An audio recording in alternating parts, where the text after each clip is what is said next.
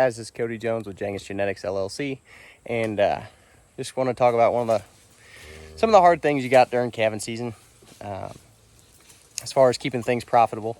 One of the most important lessons that my dad always wanted to remind me of was you got to take care of your cows so that they can take care of you. And the other thing that I've really learned is, if you're not profitable, sorry for the lighting here, if you're not profitable, you're not making money, you don't get to come back and continue to farm next year. So it's a balancing act. And one thing that I try to do is I try to push my cows. Being a seed stock producer, I want to push my cows a little bit harder than my customers are going to push theirs. That way I know they go out and they perform. The main thing I look for is that a cow is going to wean a profitable calf every single year. If they don't do that, they need to be gone. The other thing I'm really pushing for is longevity.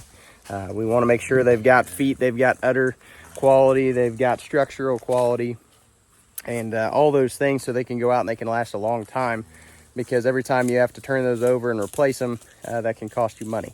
And a lot of our customers too, they've got smaller herds, they've got off-farm jobs, so they don't have the time to be going out and checking heifers at 1 a.m. And so calving ease and ease of care, low maintenance type cattle, both feed wise and also labor wise, is very important. I've got, my business is growing, I've got a lot of cows, and so I need them to be able to do things on their own. But sometimes you got to take a hit, and you got to make sure you're taking care of your animals. And this is Tina. So this is a calf out of a cow that was born in 2017. It's 2024. And this cow's never had a problem with me before. We've had a pretty good grass year, but we're coming out of a 2-year drought. And so I think maybe this cow she travels good, she gets along good, but I wonder if she has like a little foot abscess or something that keeps her from moving and grazing like the rest of the cows. She's a little bit thinner. What I like to see is a cow in a body condition score of 5 at calving. That way they can get bred back, they can milk good. And I've been fall calving for the most part. I've got some spring calves still, but I think that's really important to keep those cattle reproductively efficient, having them in a body condition 5 at calving. And this cow, she's probably closer to that 3, 4. We can see she just doesn't have as much fat condition. So kind of my plan was get the calf out of them. I've got 2 in this pen. And they're both that 8-year-old cow is kind of where that fallout's starting to happen a little bit more after you get them past 3 or 4 years old. So get the calf out of them, get them up in a lot at home, make sure we're taking care of the cow, wean that calf early, and depending on whether that calf produced or not, we keep them in the herd, because these cows have been doing a good job. They're bred to our best bulls out of our longest lasting cows. And so the calf genetics should be a little better than mom. And again, I think this is more due to a foot problem than a true longevity problem. But Kit Farrow says we get rid of some of the good ones, but we're going to get rid of all the bad ones when we have a hard culling program that we follow. And I think there's a lot of truth to that. So when I look at these cows, I can just tell they're not my best cows. There's probably going to, even if it hadn't been a foot issue, they would have fallen out before the others. And it's just time for them to go. But one of them, I think, lost a calf. She kind of acted like she was trying to steal another calf and had some issues there. And so I think that one lost a calf. And this one, she had this little heifer here we named Tina. And the problem with this cow is I think she was just too thin. She didn't come into her milk right, or she's having some kind of issue where she's not milking this year. And they've been on good high quality forage. They've been rotationally grazed, so we're keeping it in front of them. All the rest of the cows look good. They're in a body condition of 5 or 6, especially these older cows that are 8, 9, 10. And so I knew they were going to need a little special attention, but just one of those things. Again, that's a management question you have to ask yourself, especially in a commercial operation. Is feeding that cow to get a lesser quality calf going to pay? Sometimes it does, sometimes it doesn't. And this cow could have just as easily come into her milk, weaned a 400 or 500 pound calf and had no issues as she had issues. So that was kind of the risk that I took. So this calf's having some eye problems. Happened shortly after she was birthed, so we're giving her a little special attention. I don't think she got the colostrum that she needed. Going through a little stress of tagging and weighing. I still tag and weigh all my calves. I don't think most people should do that. It doesn't make a lot of sense for your health, for the health of the animals, as far as stressing them out.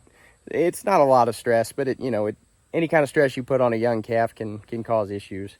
And of course, that mama's coming after you, and the older I get, the less I care about doing that kind of thing. But I still think it's important to get the birth weights for those calves. And for issues like this, if I have an issue and I was in a commercial operation, I just tag my issues.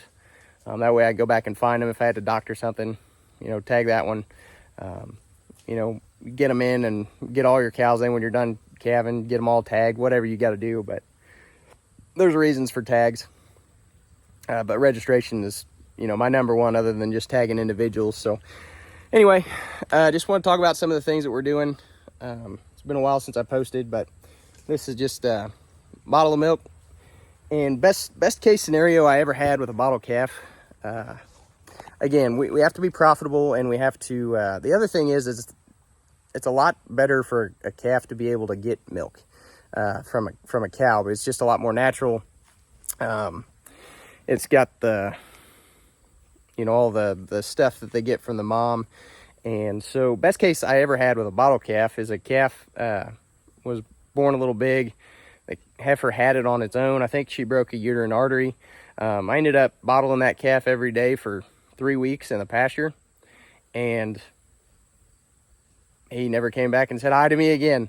He just went to stealing and those kinds of things. And that's something you could see with this. You bottle them for a week or two, either the cow comes to her milk or the calf would start stealing. We've got some pretty gentle cows, for better or worse. But since this one's having some eye problems, probably what we're going to do when we pull the bulls here, I usually like to pull them. I think I'm going to pull them next week. Or next time we get these, I already pulled the bull in this one, but next time we get these cows up around a pen, we'll probably pull them both in. Take them home, wean this calf early, get a little extra weight on that cow if possible. We'll send those 2 cows on to freezer camp, and then we'll see how this calf grows out. If she didn't have the eye problem, I'd probably leave this calf in here. Just make sure that the cow was, in good enough body condition to raise that calf. And then we'd still be a good option to wean them early, send that cow on. And then this calf would continue to, live with the rest of these cows for a little while, or wean them, pull her in, whatever you got to do. But since she's having some eye problems, we're going to leave her alone. Hope she's getting something from mom, some kind of colostrum, those kinds of things. Like I said, I gave her some colostrum yesterday. I think she's about 4 days old, and I'll probably give her a bottle of milk until she says she doesn't want it anymore or runs off from me. But my guess is this one's probably going to need to come in, and next time we get him up around the corral. So let me know what you guys would do in this scenario. Let me know what calving problems and those kinds of things. If you think I'm, crazy for keeping this little one around, or if this was a heifer, I would have just taken her home. But being an 8-year-old cow, I thought, chances are she's going to figure this out. I don't think that's going to be the case, but so every scenario is a little different. Like I said, this cow could have just as easily come on and everything would have been fine as is not. But we did have a little heat spell here. We were down into the 70s, and then we had 4 or 5 days up in the upper 90s, well over 100 or over 100 heat index. And I'd say that's probably what caused some of this stress. And stress, in my experience with putting the fescue with the high heat of August, these fall calving cows, if they have any kind of issues at all, the calf has a tendency to, the heat has a tendency to come in, stress that cow. And these are pretty early calving females anyway. Our lower birth weights come from moving our calving dates up about 10 days, and from the expected 283 days, we usually start about 10 days early. And if they have any kind of fescue issue or any kind of issues like this, I notice usually 14, 15 days early. And that's, that's part of the culling process for me. I don't know if this cow just doesn't, it's hard to say that an 8-year-old cow that's proven herself every year has an issue with fescue, but I'm sure as she gets older, those kinds of issues get more compounded, and you're just going to see it. And so, time to go ahead and get rid of them in my book. But we want to do a good job, be a good steward, take good care of them. And, they're under our care. We still have to take care of them. And we want to make sure we're doing as good a job as possible. So if you guys like this kind of content, have any questions, comments, you have any calving type issues this year you want to talk about, shoot me a message. But like, subscribe, follow for more. We sure appreciate you.